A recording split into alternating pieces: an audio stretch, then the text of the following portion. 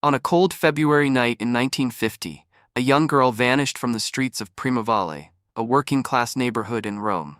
Her name was Annarella Bracci, a 12-year-old with a life marked by hardship, family struggles, and the shadows of war. What began as a simple errand, buying cold pasta and cooking oil, turned into a nightmare that would grip a city, spark nationwide outrage, and expose the dark secrets lurking behind familiar faces. Today, we dive deep into the tragic story of Annarella Bracci, the girl whose disappearance shocked Rome and left a community haunted by questions of justice, guilt, and innocence. Our story begins with a young girl named Annarella Bracci, born on December 15, 1937, to Ritero Bracci and Marta Fochi. Friends and family called her simply Annarella. Her parents had married in 1933, but their relationship was troubled from the start. Arguments were frequent, and money was always tight. The home was marked by instability and constant tension. Annarella's mother came from a family with strong ties to the papal army. She herself had been raised by nuns, an upbringing meant to shape her into a woman of faith, discipline, and compassion.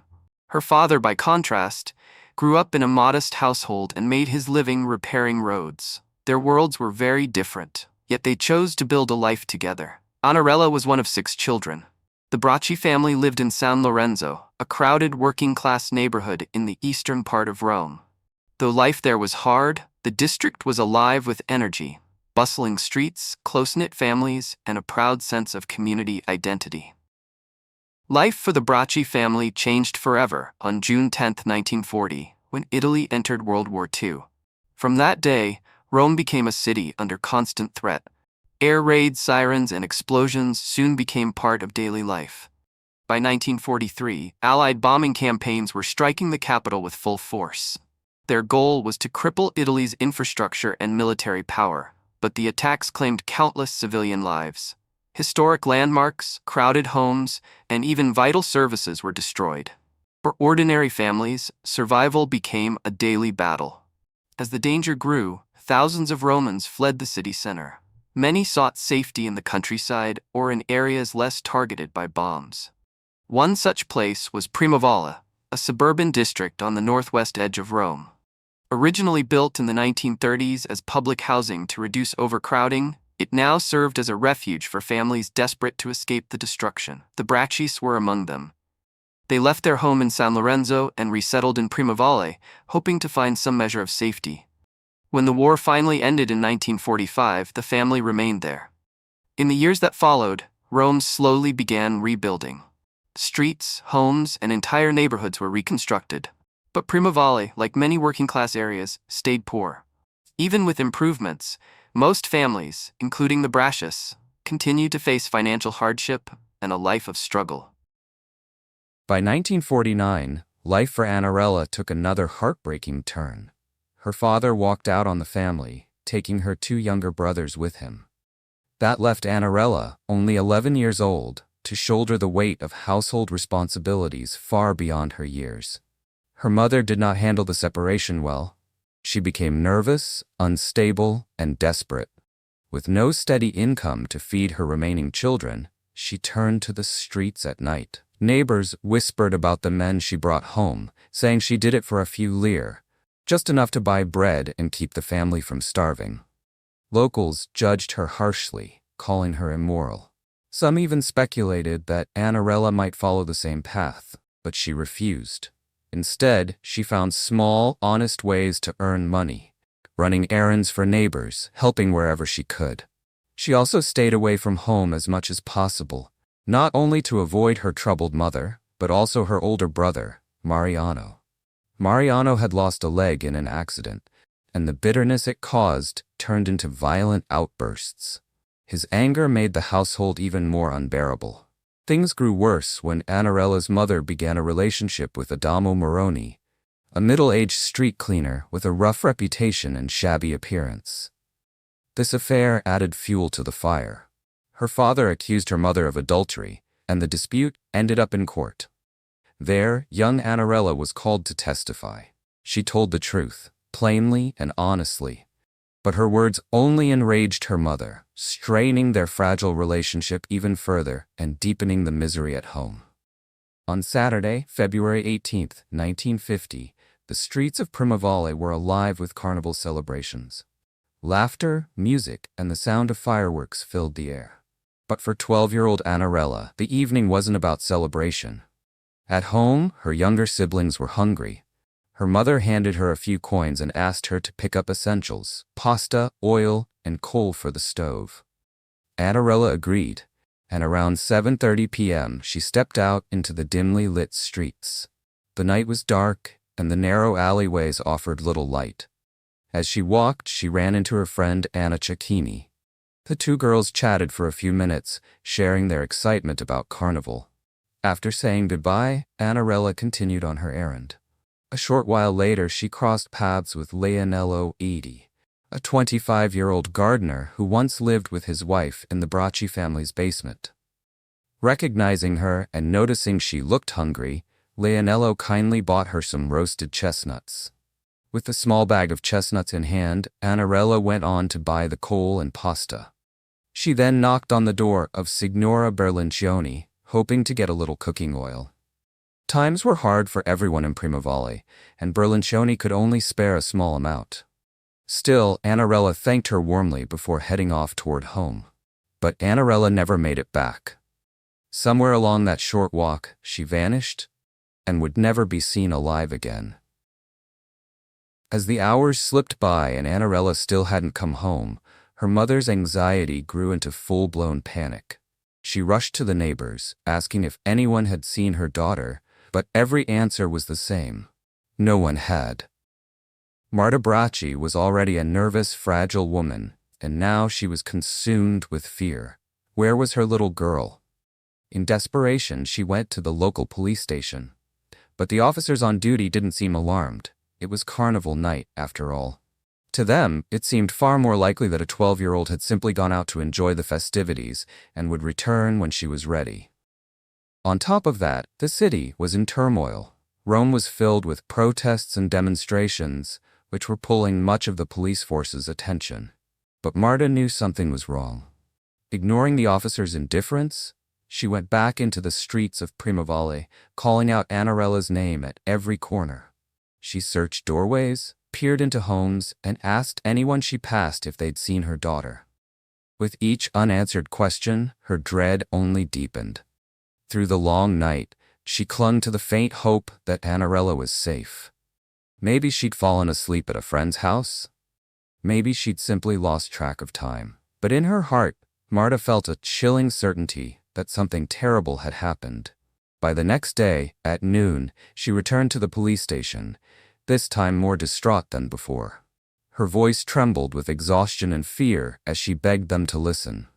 The officer on duty saw the desperation in her eyes and finally realized this wasn't just a child sneaking off to enjoy carnival. Something far darker might be unfolding. He promised to bring the matter to his commanding officer. News of Annarella's disappearance spread quickly through Primavalle. Neighbors joined forces to search every alley and courtyard. Among them was Leonello Bracci, the man who had bought her chestnuts on the night she vanished. But despite their efforts, there was no trace of the little girl. And the police?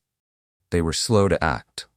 Officers dismissed the case at first, suggesting Annarella might have simply run away to escape her difficult life.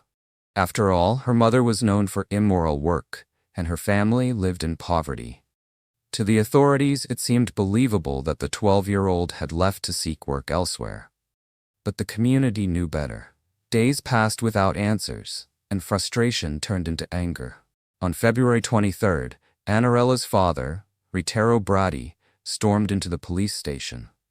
In a desperate plea, he begged them to take his daughter's disappearance seriously. His words finally broke through the indifference, and at last, an official investigation was opened. Yet it was already 5 long days since Annarella had stepped out to buy coal, cooking oil, and pasta. 5 days lost.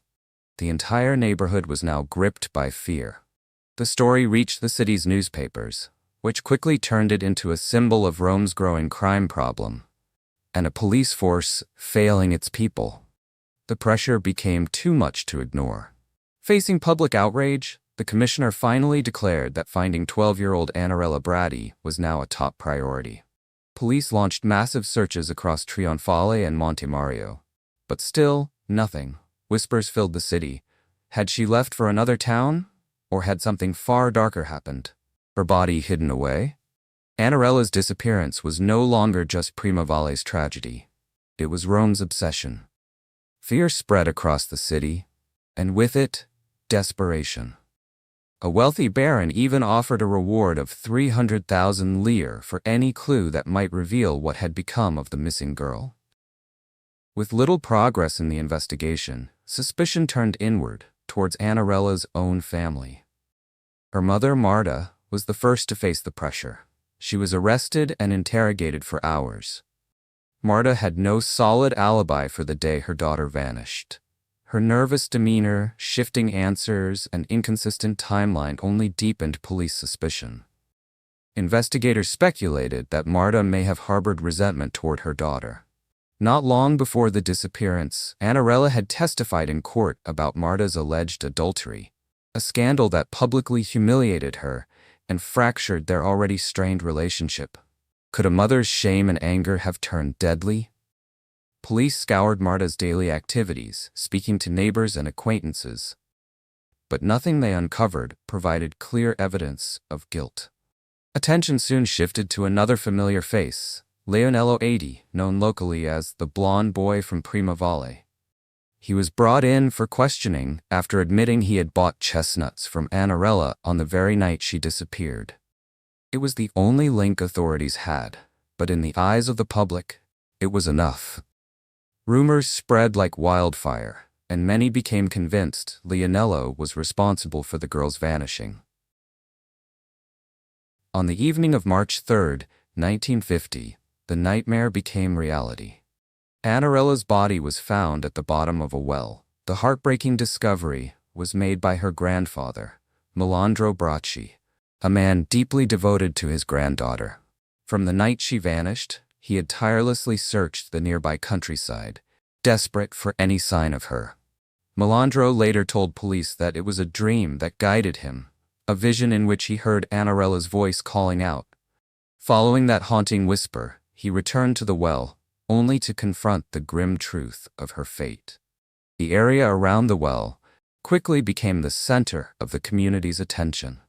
Residents of Primavale, already shaken by fear and sorrow, gathered to mourn and pay their respects.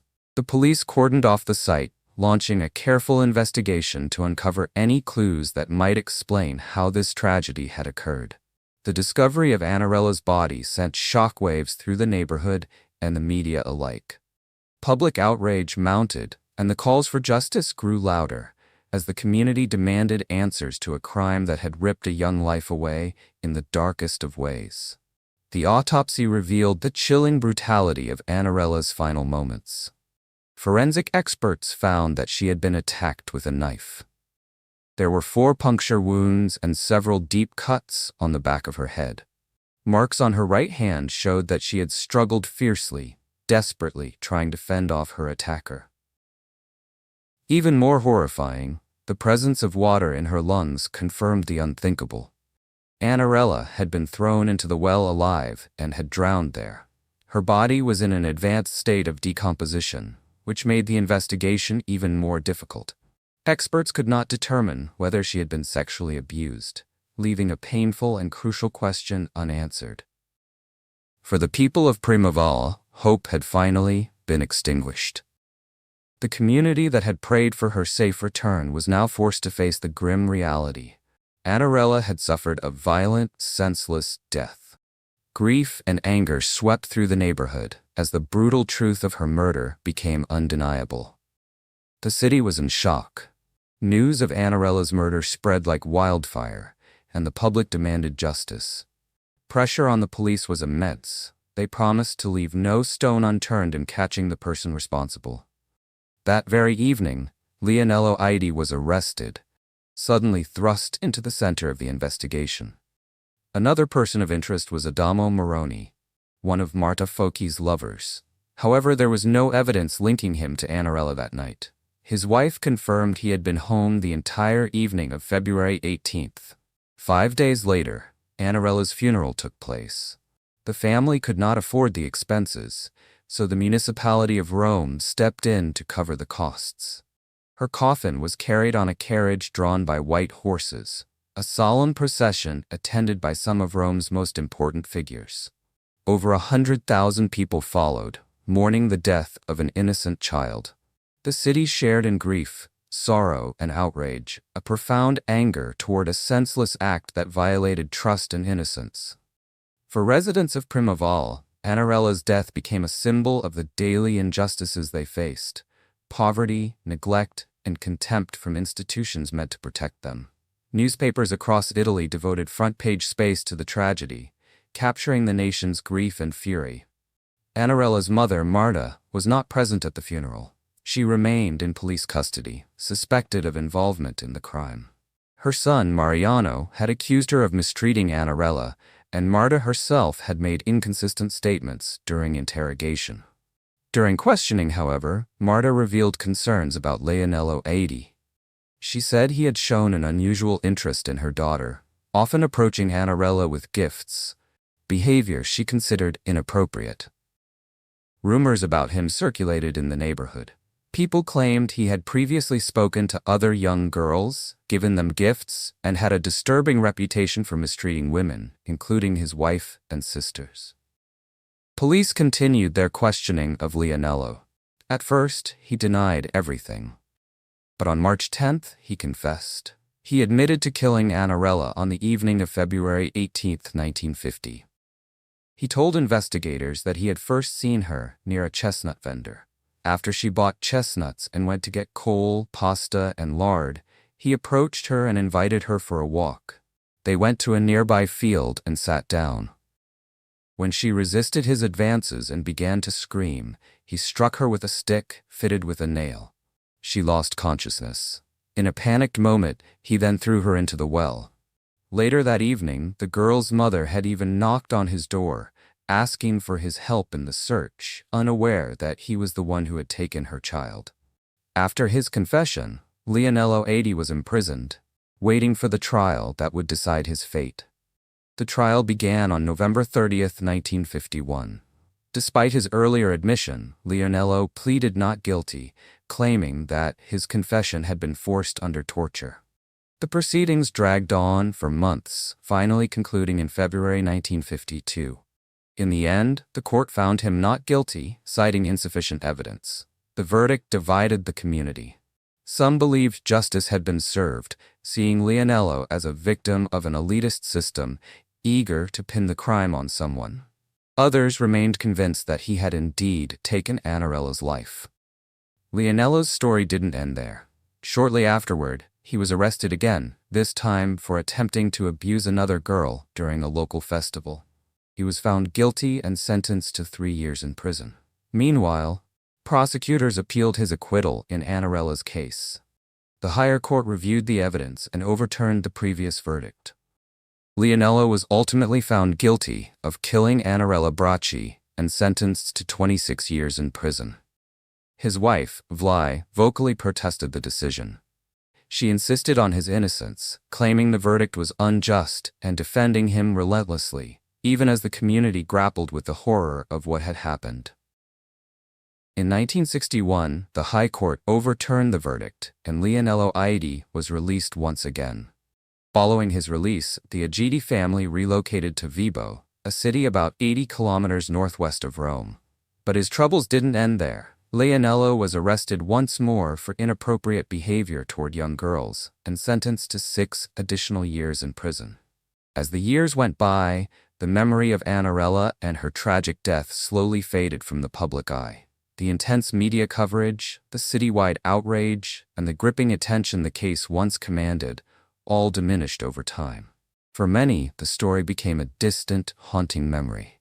The community of Primavalle moved on with their lives, leaving behind the sorrow and the questions that had once gripped them. Annarella Bracci's life and untimely death, though heart-wrenching, eventually became one of Italy's many forgotten tragedies, echoes of a painful past relegated to history. The tragedy left lasting scars on Annarella's family. Her mother, Marta, continued to endure a life marked by hardship and sorrow. One by one, the family suffered further losses. Her son, Mariano, passed away in 1951, followed just a few months later by her daughter, Teresina. Of Marta's 6 children, only 2 survived her, a grim reminder of the relentless misfortunes that had shadowed their lives. The pain and grief endured by the family served as a haunting aftermath to a tragedy that had already shocked an entire community. Annarella's story remained a symbol of loss and suffering, echoing through the lives of those who survived her. Annarella Bracci's story is a haunting reminder of a childhood stolen and a family shattered. While her life ended far too soon, the memory of her tragedy continues to echo through the streets of Primavale and the annals of Italy's forgotten crimes. Her story reminds us that behind every headline, there is a human life, and behind every tragedy, there are unanswered questions and lives forever changed. If you found this story compelling, make sure to subscribe for more deep dives into history's chilling true crime cases, and don't forget to hit the bell so you never miss an update.